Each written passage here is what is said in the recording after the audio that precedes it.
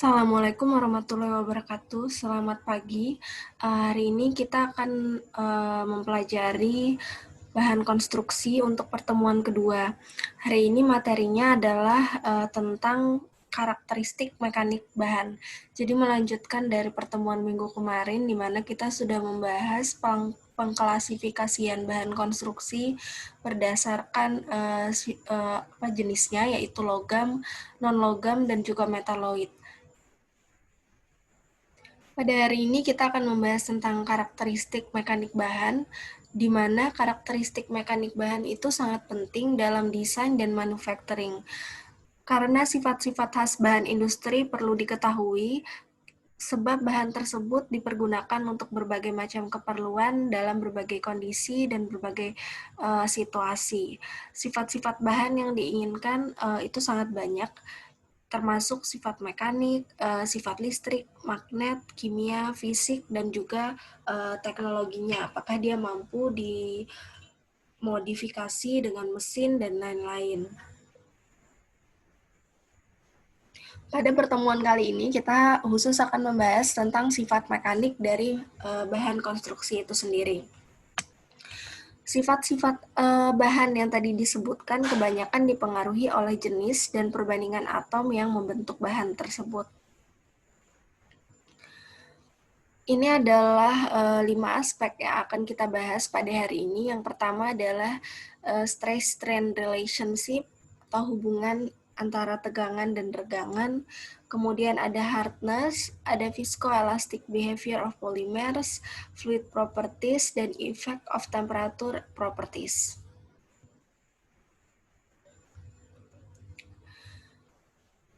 Masuk ke aspek yang pertama, yaitu stress-strain relationship.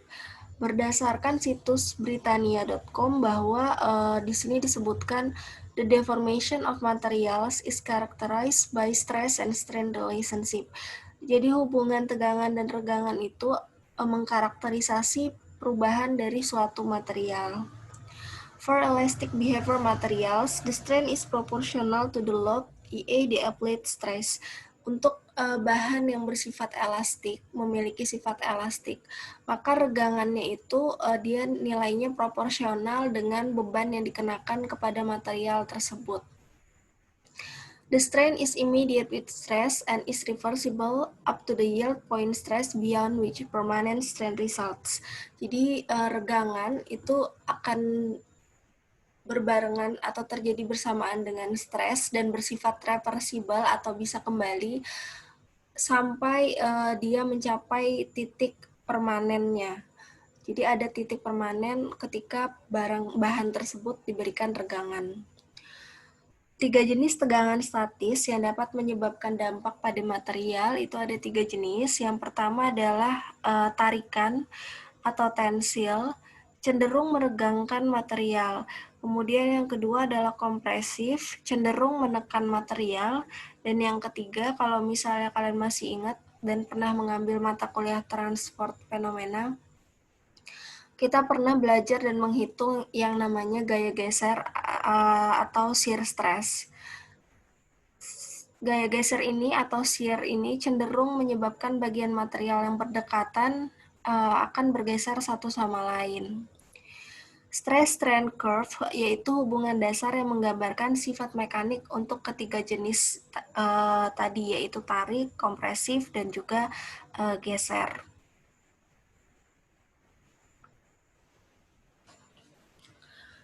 Nah, grafik ini saya ambil dari buku Brownell. Mungkin nanti bisa kalian cek sendiri ya di bukunya.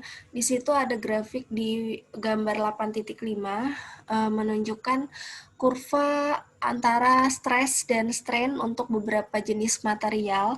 Di sini ada data untuk aluminium, kemudian magnesium alloy, magnesium, kemudian ada aluminium alloy, dan ada struktural silikon steel.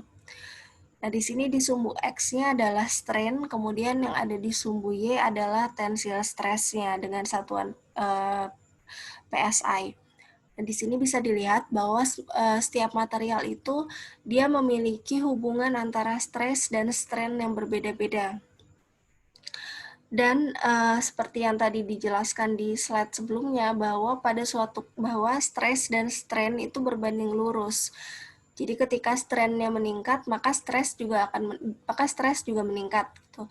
Nah, kemudian pada satu titik tertentu peningkatan stres itu akan mencapai titik statis. Bisa dilihat di grafik ini, awalnya dia naik stresnya, kemudian akan membentuk lengkungan, kemudian nantinya semakin tinggi nilai strainnya, maka lama-lama dia akan mencapai kondisi yang statis kurvanya. Nah, tadi berdasarkan penjelasan sebelumnya bahwa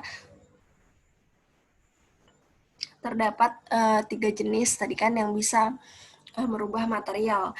Yang pertama adalah tensil atau tarikan. Nah, di sini untuk mengetes tensil itu sendiri atau menghitung tensil itu sendiri terhadap dampaknya terhadap material, maka bisa digunakan yang namanya tensil test. Tensil test ini adalah tes yang paling umum untuk mempelajari hubungan tegangan dan regangan, terutama untuk bahan-bahan logam.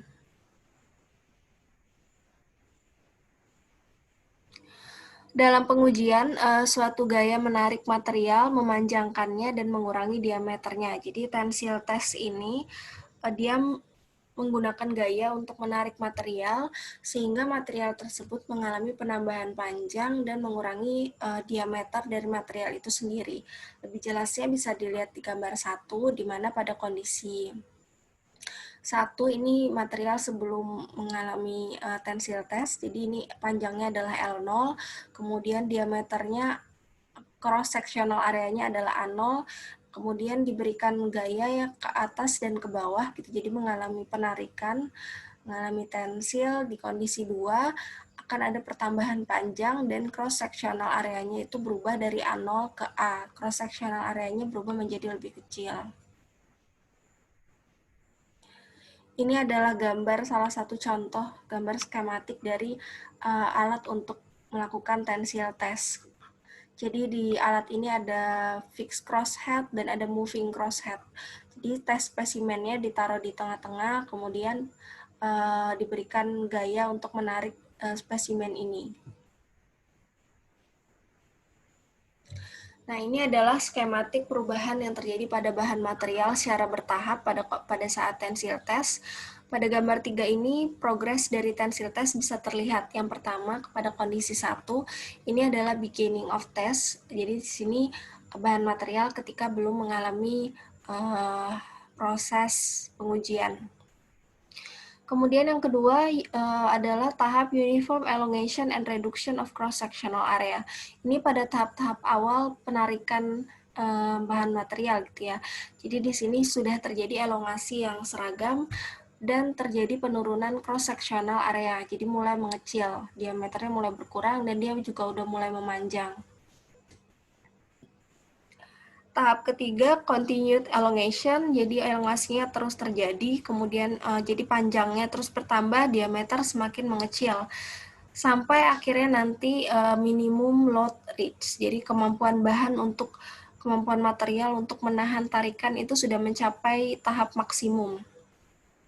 Jika sudah mencapai tahap maksimum, maka akan masuk ke tahap 4, di sana akan terjadi necking. Necking di sini berarti load begins to decrease. Jadi kemampuan material untuk menahan gaya tarikan itu sudah semakin menurun. Di sini ada tulisannya neck gitu ya, necking. Jadi itu terjadi lekukan. Material tuh udah mulai mengalami perubahan secara fisik gitu. Selain panjang dan diameter, dia mengalami necking atau lekukan. Kemudian kalau sudah masuk ke tahap necking, terus ditarik, maka dia akan sampai ke titik fracture atau patah, jadi akan terjadi patahan. Nah, untuk mengukur panjang setelah pengujian itu patahannya bisa disatukan seperti di gambar 6, kemudian diukur panjangnya sebagai LF. Jadi LF adalah panjang akhir setelah tensil test dan L0 adalah panjang awal sebelum tes.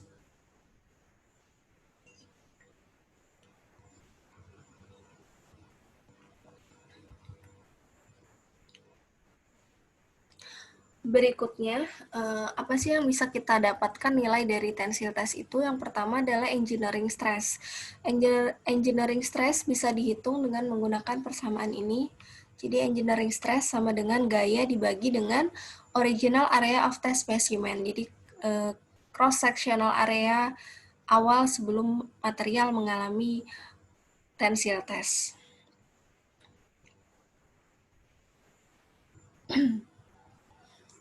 Selanjutnya adalah engineering strain-nya, regangannya.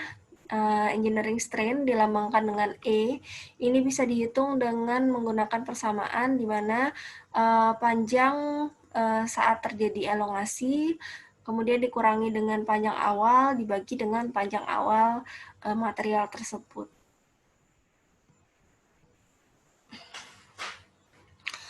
Gambar yang ada di slide ini menunjukkan typical engineering stress strain plot in a tensile test of a metal.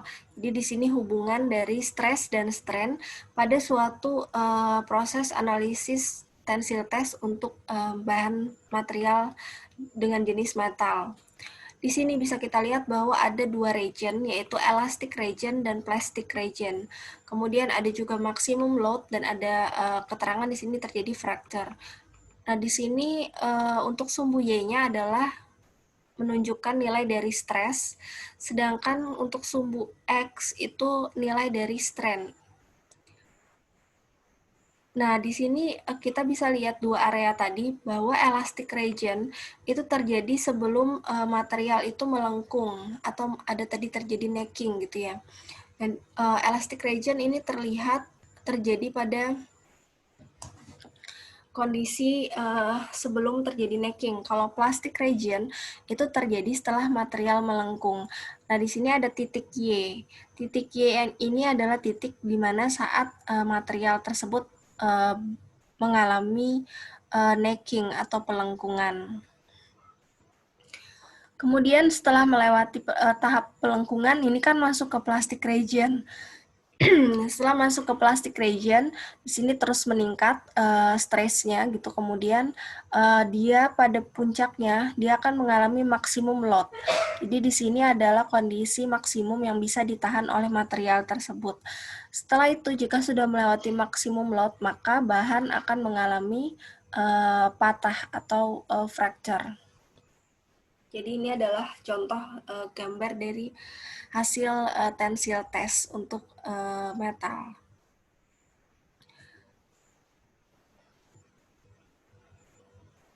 Kemudian jika kita bicara tentang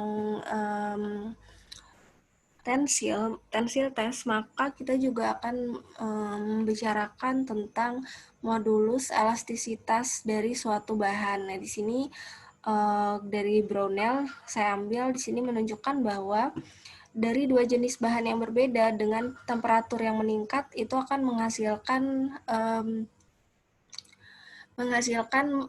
perubahan modulus elastisitas yang juga berbeda gitu. Nah, di sini juga yang di sebelah kanan tabel 1.4 dari buku Surdia dan Saito dilihat bahwa dari hasil tensil test untuk berbagai jenis yang berbeda-beda bahannya, ada baja, ada aluminium paduan atau aluminium alloy 70765, ada baja struktur MNSI dan akrilik. Itu mengalami perubahan panjang dan pengecilan luas yang berbeda-beda, jadi tergantung materialnya. Kemudian kita membahas tentang kurva antara elastic region pada kita akan membahas tentang elastic region pada kurva tegangan dan regangan. Nah, hubungan antara tegangan dan regangan itu dia bersifat linear. Jadi ketika strain-nya naik, stres juga naik. Bahan kembali ke panjang aslinya saat tegangan dihilangkan. Berdasarkan persamaan atau hukum dari Hooke's, atau biasa disebut Hooke's Law, jadi tegangan itu sama dengan regangan, ya. Di mana tegangan itu bisa dihitung dengan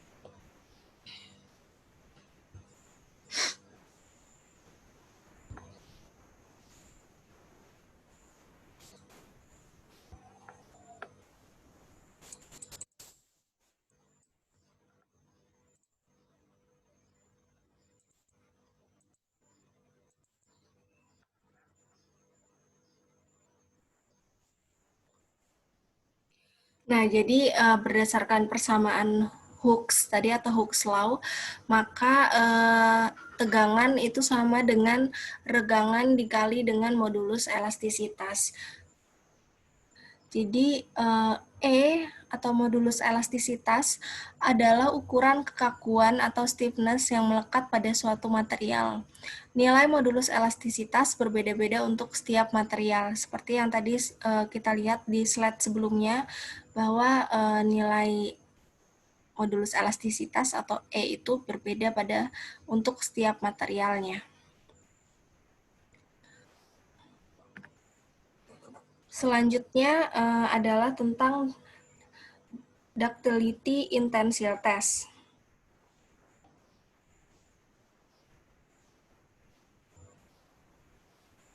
Atau keuletan yang terjadi pada saat kita melakukan tensile test.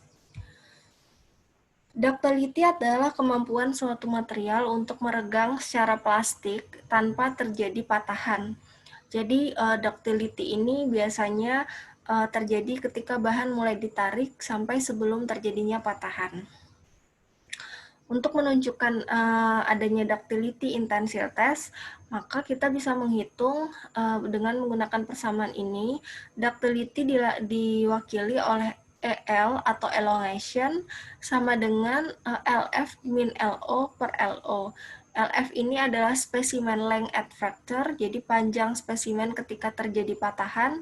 Kemudian LO adalah original specimen length, yaitu panjang awal dari spesimen atau material yang kita ukur. LF diukur sebagai jarak antara tanda pengukur setelah dua buah spesimen disatukan kembali, seperti yang tadi ada di gambar skematik proses tahapan tensile test. Kategori dari hubungan stres dan strain itu ada 3 jenis kategori. Yang pertama adalah perfectly elastic, kedua elastic and perfectly elastic, dan yang ketiga adalah elastic and strain hardening. Ini adalah kurva atau gambar dari proses stress-strain relationship yang berjenis perfectly elastic. Jadi sumbu Y-nya tadi adalah tegangan, sumbu X adalah regangan. Perilaku ditentukan sepenuhnya oleh modulus elastisitas. Material akan lebih mudah patah daripada melengkung atau melentur karena dia tidak memiliki sifat plastik. Jadi dia tidak melengkung gitu, tidak mengalami pelengkungan, jadi langsung mengalami patahan. Contoh dari bahan-bahan yang memiliki sifat hubungan stres dan strain itu perfectly elastic adalah bahan-bahan yang bersifat rapuh seperti keramik, besi cor, dan juga polimer termoset. Ini contohnya, jadi strain dan stresnya itu linear, kemudian dia tidak ada mengalami fase plastik atau ada fase lengkungan.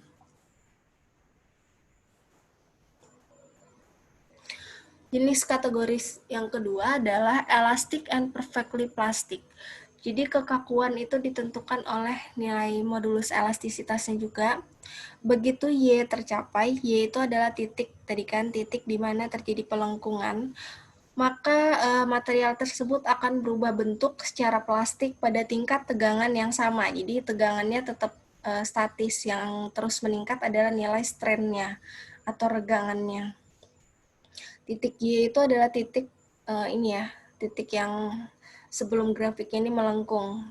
Nah, pada kondisi fisiknya materialnya juga mengalami pelengkungan pada kondisi Y ini. Logam berperilaku seperti ini saat dipanaskan hingga suhu yang cukup tinggi di atas rekristalisasinya. Yang selanjutnya adalah elastic and strain hardening. Strain hardening dalam bahasa Indonesianya adalah pengerasan regangan, adalah penguatan logam untuk deformasi plastik atau perubahan bentuk secara permanen atau tidak dapat kembali seperti semula. Penguatan ini terjadi karena dislokasi gerakan dalam struktur kristal dari material. Jadi ini gambarnya secara skematik ada di gambar 7 antara stress and strain relationship yang prosesnya itu atau relationship-nya itu adalah elastic and strain hardening. Jadi ketika terjadi setelah melewati titik pelengkungan itu tidak hanya strain yang meningkat, tapi stresnya juga meningkat. Dan ini akan membuat bahan tersebut mengalami perubahan bentuk secara permanen.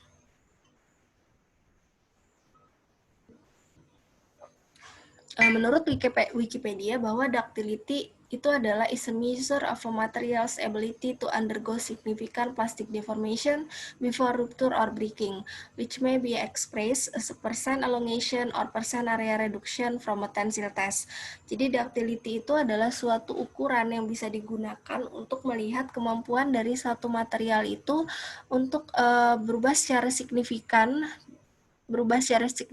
gitu ya, dengan karena kemampuan plastiknya itu atau sifat plastiknya sebelum mengalami patahan, di mana biasa diekspresikan atau dilambangkan atau ditunjukkan dalam bentuk persen elongasi atau persen penurunan area dari tensile test. Ini gambar secara skematiknya untuk proses untuk menunjukkan ductility itu seperti apa. Jadi di sini yang gambar yang di atas tuh adalah starting point, kemudian yang gambar yang di bawah ini adalah end point setelah terjadi tensile test. Jadi ductility itu adalah tahapan tadi ya, ketika material ini pertama sebelum dia ditarik, starting point-nya setelah dia ditarik kan dia akan memanjang sampai akhirnya dia mencapai endpoint sebelum patah. Nah, itu adalah ductility-nya. Jadi ductility itu selisih antara starting point dengan endpoint sebelum material mengalami proses patahan. Tes yang kedua adalah compression test. Menerapkan beban yang menekan di ujung spesimen silinder di antara dua plat. Kalau tadi tensile test itu bahannya ditarik, kalau untuk compression ini bahannya ditekan. Ini gambar skematik dari alat compression test. Kemudian ini yang di gambar 8 untuk gambar 81, compression force apply to test piece. Jadi compressionnya bahan sebelum dilakukan compression test itu ada di gambar 1 dengan tingginya itu H0, dengan cross sectional areanya adalah A0. Setelah itu mengalami tekanan, maka tingginya dari bahan ini akan menurun menjadi H, dan A atau cross sectional areanya itu malah semakin melebar karena mengalami tekanan dari atas, mengalami kompresi dari atas dan bawah. Di sini di compression stress kita bisa menghitung compression test, kita bisa menghitung engineering stress and strain in compression.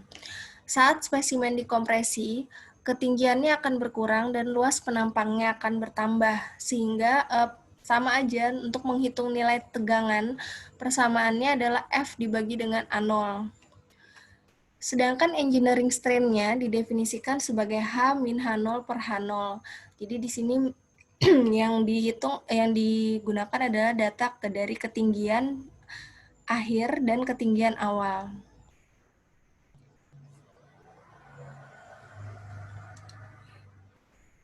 Nah, ini jenis kurva hubungan antara stres dan strain untuk hasil dari compression test. Bentuk daerah plastik berbeda dengan uji tarik karena area penampangnya meningkat. Kalau di uji tarik itu area penampangnya tadi mengecil. Kalau di compression test justru areanya itu akan meningkat. Nah, nilai perhitungan tegangan teknik atau engineering stress-nya pasti akan menghasilkan nilai yang lebih tinggi. Jadi pada kondisi ini ketika strain-nya meningkat, stres juga akan semakin meningkat kalau untuk compression test. Di sini tetap ada dua region, ada elastic region dan ada plastic region. Kemudian juga tetap ada titik Y-nya. Jadi titik Y itu sebenarnya kependekannya atau melambangkan dari yield point. Yield point atau itu adalah titik di mana plastic region itu dimulai, dan di kondisi fisik bahan itu bahan akan mulai mengalami tadi kalau di kondisi tensile test mengalami necking atau pelengkungan. Nah, ini masuk ke pembahasan tentang necking. Necking in engineering or material science is a mode of tensile deformation where relatively large amounts of strain localize disproportionately in a small region of the material. The resulting prominent decrease in local cross-sectional area provides the basis for the name neck. Jadi necking dalam dunia engineering atau material science itu adalah perubahan yang dialami oleh material yang terjadi ketika sejumlah besar dari regangan itu terlokalisasi pada suatu bagian kecil dari material dan menghasilkan penurunan dari cross-sectional area sehingga kemudian disebut dengan neck. Jadi dia kalau dilihat di gambar ini ya, karena bahan itu sudah mengalami penurunan kemampuan untuk menahan stresnya, maka dia akan mengalami ini lengkungan. Kenapa disebut necking? Karena dia bentuknya seperti ini, lengkungan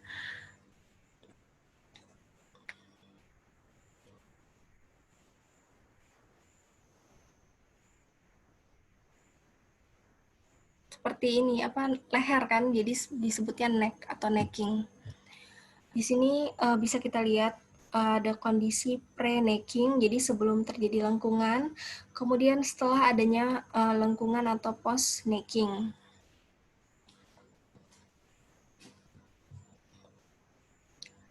Dan ini gambar dari proses tensile test tadi, proses terjadinya necking. Awalnya terjadi global stretching dulu, ada terjadi necking di kondisi yang lebih luas, kemudian terjadi local necking, jadi semakin dari lekukan yang lebih besar, terbentuk lagi lekukan yang lebih kecil. Nah, di grafik ini kan ada gambar garis merah dan garis biru, menunjukkan true stress strain curve dan engineering stress strain curve.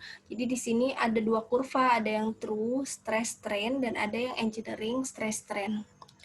True stress adalah beban yang diterapkan dibagi dengan luas penampang aktual atau luas perubahan sehubungan dengan waktu dari spesimen pada beban tersebut. Sedangkan true strain itu adalah sama dengan log natural hasil bagi dari panjang sekarang terhadap panjang aslinya.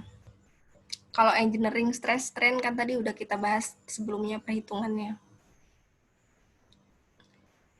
Nah, ini ada video yang bisa kalian tonton untuk lebih jelasnya mengenai stress strain itu seperti apa, kemudian mengenai tensile test itu contohnya juga seperti apa.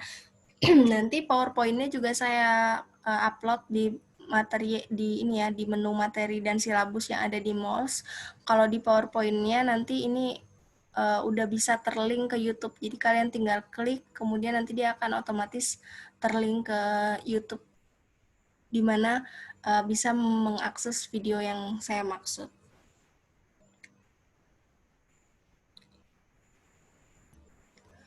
Selanjutnya adalah testing of brittle materials. Bahan rapuh yang keras, contohnya keramik, dia juga memiliki elastisitas, tetapi sedikit sekali atau sampai tidak ada sifat plastisitasnya. Brittle materials ini biasanya diuji dengan uji lentur atau bending test, atau biasa juga disebut dengan flexure test. Spesimen penampang persegi panjang diposisikan di antara dua penyangga seperti gambar 12 yang satu ini. Dengan spesimennya dengan panjangnya L, kemudian diberikan gaya dengan sebesar F. Nah, beban diterapkan di tengahnya, jadi di tengah-tengah dari spesimen ini.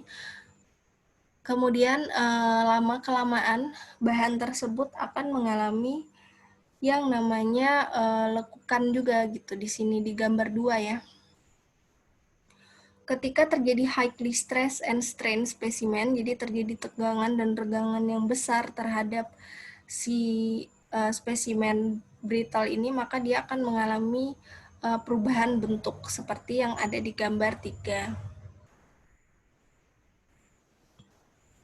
Testing of brittle materials ini biasa diaplikasikan untuk bahan rapuh yang tidak lentur, bahan yang berubah bentuk secara elastis sampai patah, kemudian failure atau patahan itu terjadi karena kekuatan tarik serat terluar spesimen sudah terlampaui. Jenis failure yang terjadi adalah dalam bentuk cleavage, jadi umum terjadi pada keramik dan logam pada suhu rendah, di mana pemisahan terjadi di sepanjang bidang kristalografi tertentu.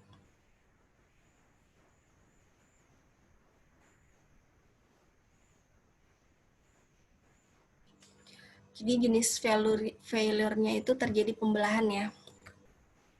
Cleavage itu kan pembelahan. Jadi terjadi pembelahan karena si keramiknya tadi sudah tidak mampu menahan bebannya lagi.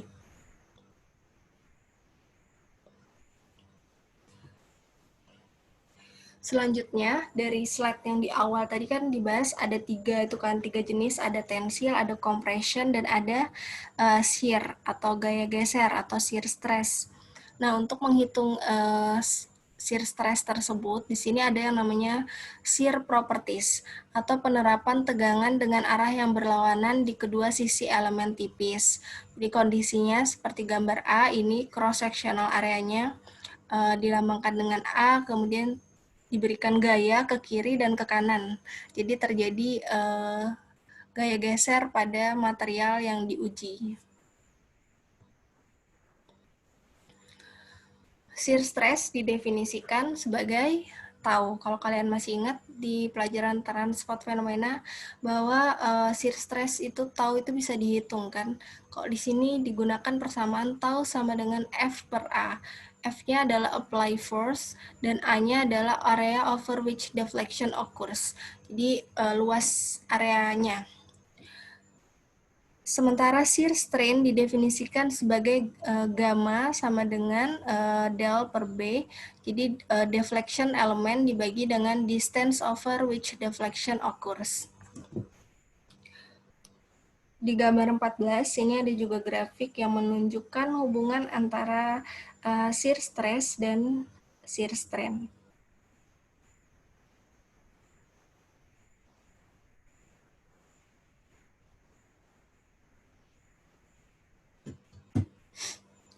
Jadi di sini sama ada elastic region dan juga ada plastic region dan juga ada kondisi ketika shear stress-nya itu sudah mencapai batas maksimum load, maka dia akan mengalami patahan. Selanjutnya, aspek yang kedua setelah stress and strain relationship adalah hardness.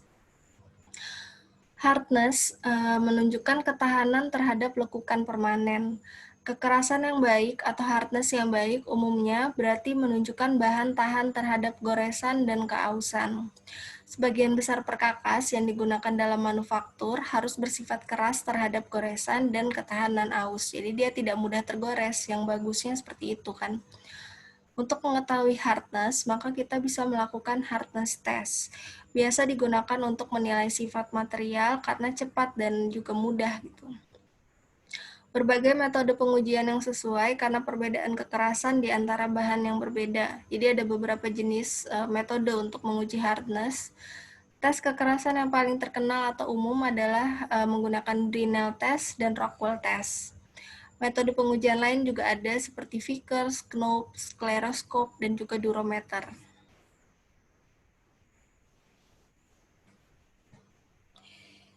Ini contoh tes hardness dengan menggunakan metode Brinell. Jadi metode ini banyak digunakan untuk menguji logam dan bukan logam dengan kekerasan dari rendah hingga sedang. Metodenya adalah di mana spesimen ini, di gambar ini ya, gambar 15, spesimen diberikan tekanan dengan menggunakan suatu bola keras yang ditekan ke permukaan spesimen dengan beban yang akan terus bertambah. Jadi awal mulanya misalnya bebannya 500 dulu. 500 kemudian ditambah jadi 1.500, ditambah jadi 3.000. Di sini akan terlihat perubahan dari spesimen itu setelah dilakukan penekanan dengan bola keras yang ada di sini.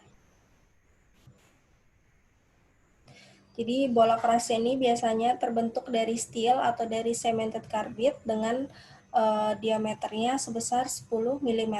Jadi kecil sebenarnya bolanya, tapi memiliki massa yang besar. Dari tes ini akan didapatkan Brinell hardness number untuk menunjukkan kekuatan dari material yang kita uji. Persamaannya bisa didapatkan dengan HB sama dengan 2F dibagi dengan Pi dB dikali dB min akar dB kuadrat min DI kuadrat. Untuk masing-masing keterangan dari persamaan ini bisa kalian lihat dan baca sendiri di slide ini ya.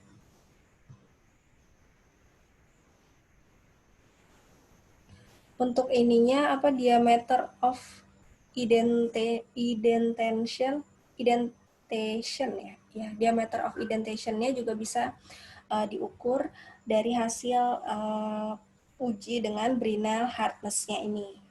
DI ini dilambangkan di gambarnya ini ya, perubahan diameternya setelah mengalami proses kontak dengan bola keras yang digunakan saat melakukan pengujian.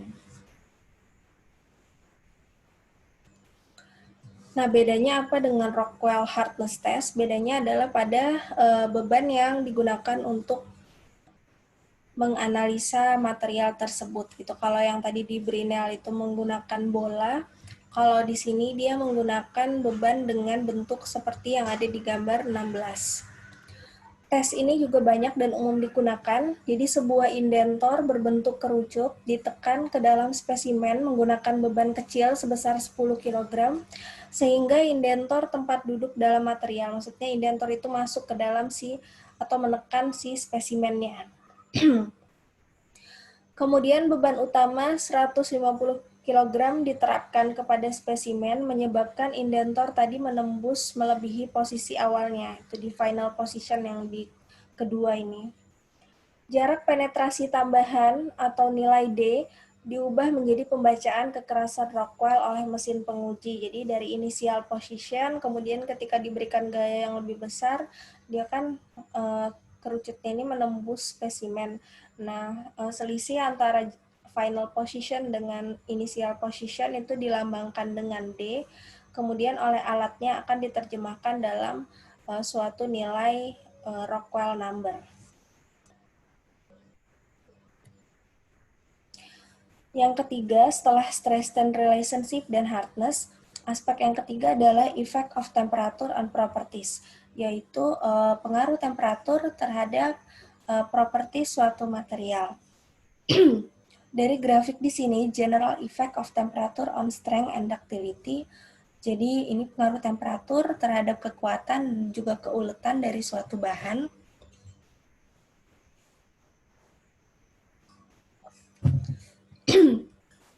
Semakin tinggi temperatur, maka ductility akan semakin besar, persen elongasinya akan semakin meningkat. Akan tetapi untuk tensile strength dan yield strength-nya itu akan semakin menurun. Jadi kemampuan bahan untuk menahan gaya tarik itu akan semakin menurun dengan semakin meningkatnya temperatur. Di sini ada juga hot hardness, yaitu kemampuan suatu material untuk mempertahankan kekerasannya pada suhu yang tinggi.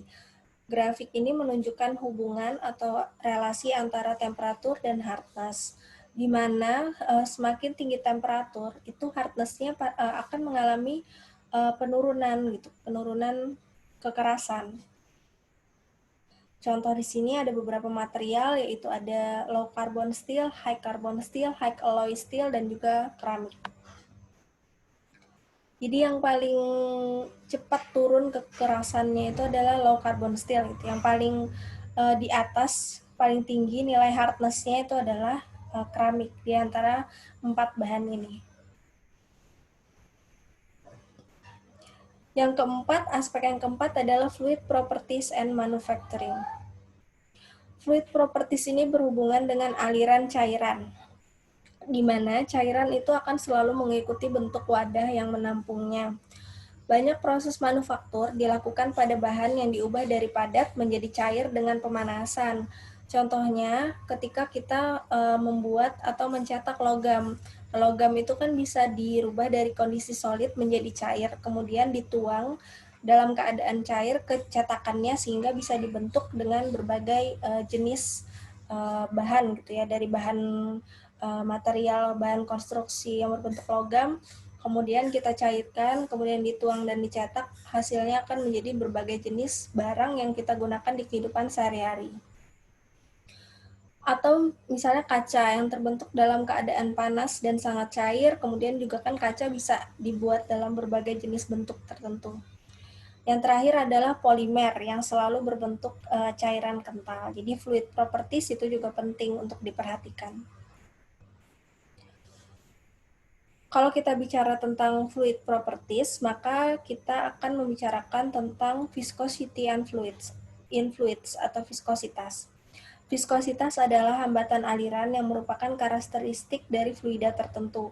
Nah, viskositas ini adalah ukuran gesekan internal saat gradien kecepatan ada di dalam fluida. Jadi intinya ketika ada dua plate, kemudian dia mengalami geseran atau shear stress gitu ya, seperti yang kita tahu. Ini kan mirip nih gambarnya seperti kita belajar di transport fenomena ya. Jadi di sini ada stationary plate, ada moving plate, kemudian ada fluida di tengah-tengahnya. Fluidanya ini akan mengalami hambatan dan memiliki viskositas tertentu. Kalau misalnya viskositasnya semakin besar, maka fluidanya kan akan semakin sulit untuk bergeser, akan semakin sulit untuk moving. Nah, ini shear stress yang tadi kita sempat bahas gitu ya. Ini gambar contoh terjadinya shear stress. Jadi shear stress itu gaya geser terjadi karena adanya profil velocity-nya, ada kecepatan yang terjadi sehingga adalah di situ muncul yang namanya shear stress. Berikutnya ada viskositas dari polimer dan flow rate-nya. Jadi viskositas dari polimer termoplastik itu tidak konstan dan dia dipengaruhi oleh laju aliran dan sifat non-Newtoniannya. Kalau misalnya mau lebih jelas, dilihat di grafiknya ini. Hubungan antara shear stress dan shear rate antara untuk Newtonian fluid, untuk pseudoplastic fluid, dan untuk plastik yang bersifat solid. Suatu fluida yang menunjukkan penurunan viskositas dengan meningkatnya shear rate disebut pseudoplastik. Jadi ini pseudoplastik. Hal ini mempersulit analisis proses pembentukan polimer sebagai contoh pada proses cetakan injeksi.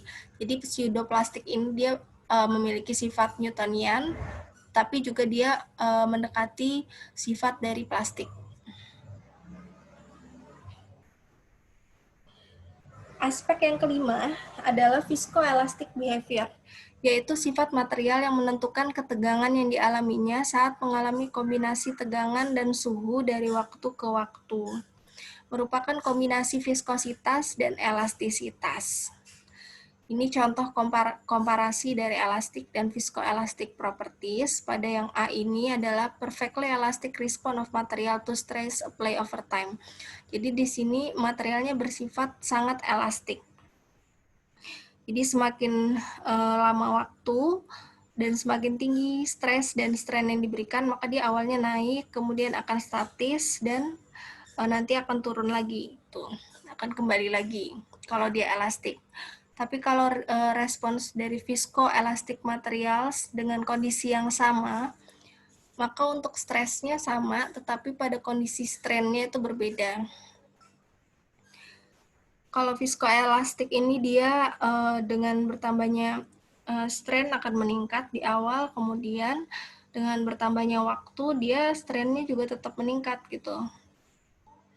Setelah itu akan mengalami penurunan dan grafiknya membentuk lengkungan kalau kita ukur. Jadi pada material viscoelastik itu regangan itu atau strain merupakan fungsi dari time dan temperatur, merupakan fungsi dari waktu dan temperatur. Viscoelastic behavior of polymer. Jadi viscoelastic ini biasa juga terjadi pada polimer dan fenomenanya disebut dengan shape memory.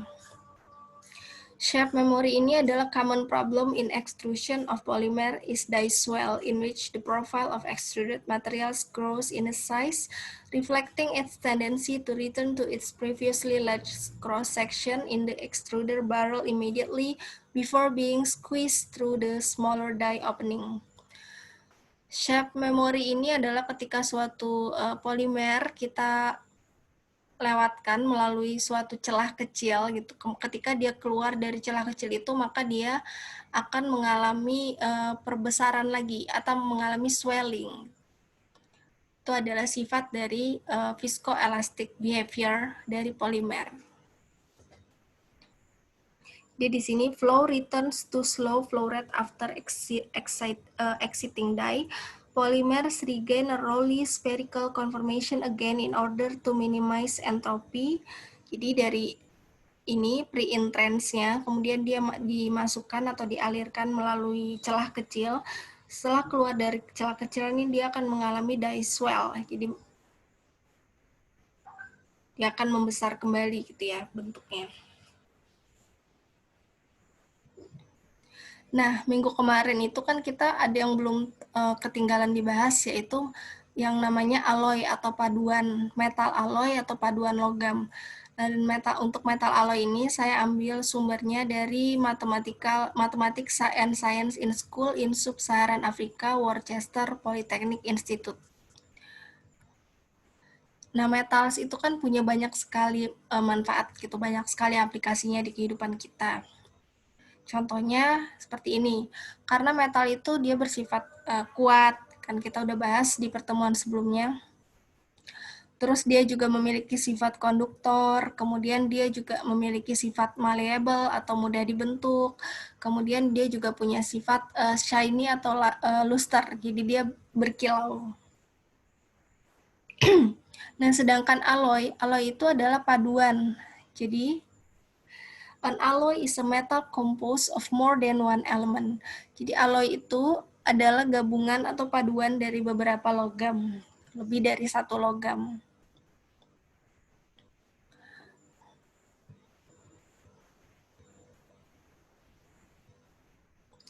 Jenis-jenis paduan logam yang umum digunakan itu ada banyak sekali jenisnya, termasuk diantaranya adalah cast irons, steel, aluminium alloy, magnesium alloy, titanium alloy, nikel, zinc, dan copper alloy, dan masih ada lagi banyak jenis-jenis yang lain. Bahkan alloy ini biasa juga dilambangkan dengan pengkodean, jadi ada kodenya, misalnya aluminium, terus di belakang aluminium itu ada kodenya gitu. Itu menunjukkan bahwa aluminiumnya adalah paduan aluminium, bukan aluminium murni. Nah, di sini baja juga termasuk dalam engineering alloy atau paduan dari metal. Ini adalah grafik yang menunjukkan desirable mechanical properties, di mana mechanical properties itu kan dilambangkan dengan salah satunya dengan tensil gitu ya. Di sini bisa dilihat bahwa dari berbagai macam paduan tersebut, tensil dan yield-nya itu berbeda-beda. Yield itu kan tadi adalah titik dia saat terjadi lengkungan atau starting point dari elastik berubah menjadi ke plastik region. Jadi setiap paduan itu memiliki nilai yang berbeda-beda. Jadi salah satu fungsi dari pembentukan atau pembuatan paduan logam itu sebenarnya ya untuk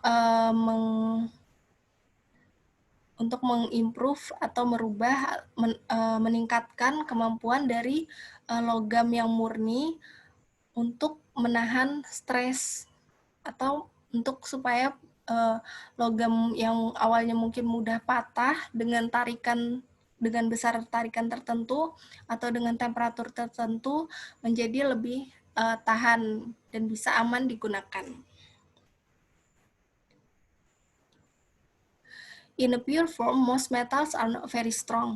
Jadi pada kondisi murninya, kebanyakan metal itu tidak terlalu kuat. Gitu. Contohnya, 99% pure aluminium adalah contohnya adalah kaleng minuman. Dia sifatnya very light dan very weak.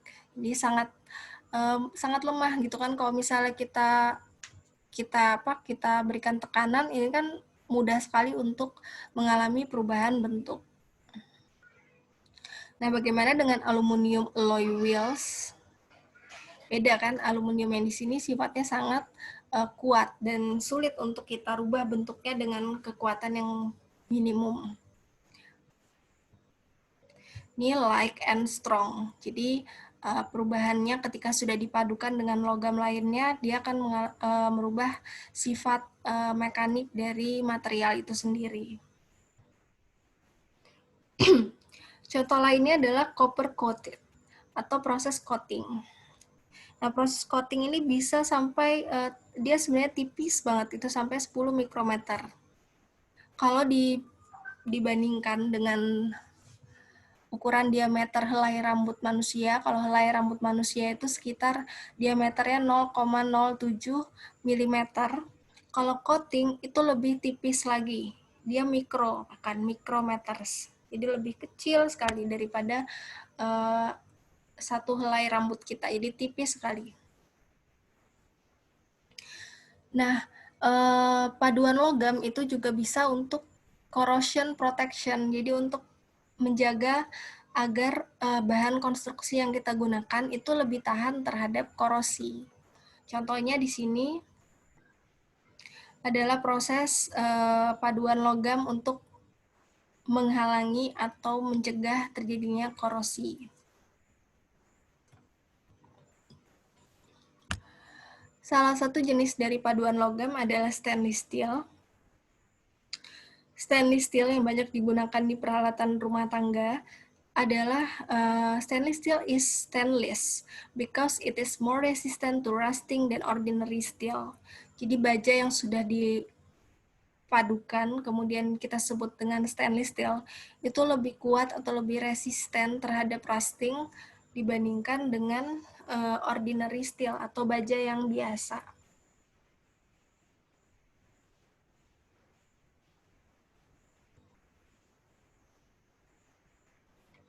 Jadi dia lebih tahan karat dibandingkan baja yang biasa.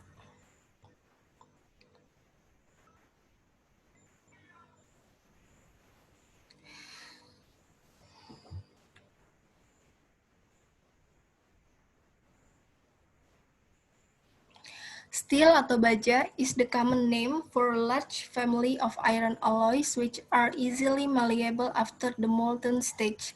Baja adalah nama yang umum digunakan untuk sejumlah family dari iron alloys yang gampang sekali untuk diubah bentuknya setelah dilakukan proses pencairan.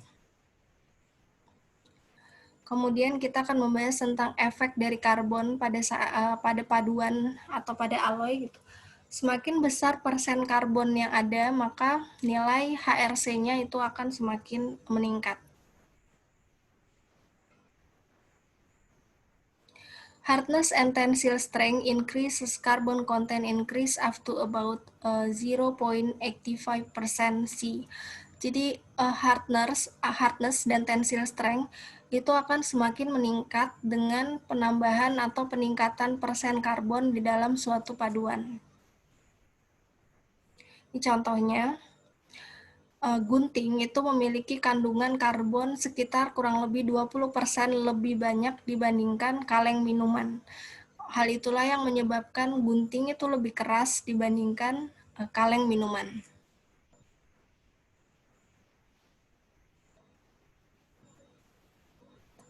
Ductility atau keuletan itu juga dia justru menurun dengan peningkatan karbon yang ada di dalam suatu bahan atau material.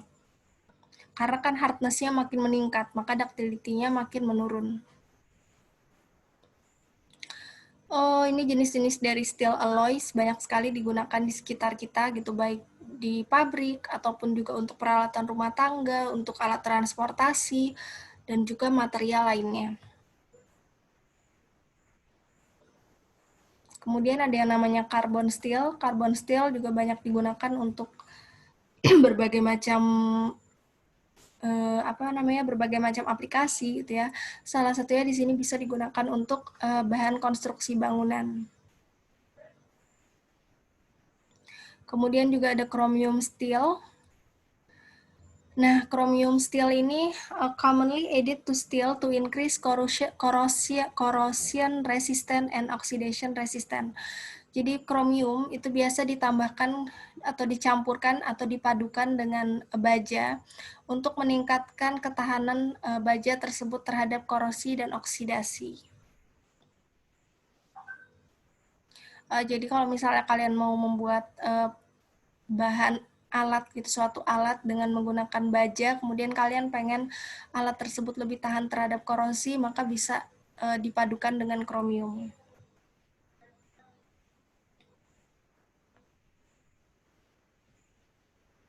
Jadi kromium itu dipadukan dengan baja untuk meningkatkan ketahanan terhadap korosi dan juga untuk meningkatkan kemampuannya menahan temperatur yang tinggi.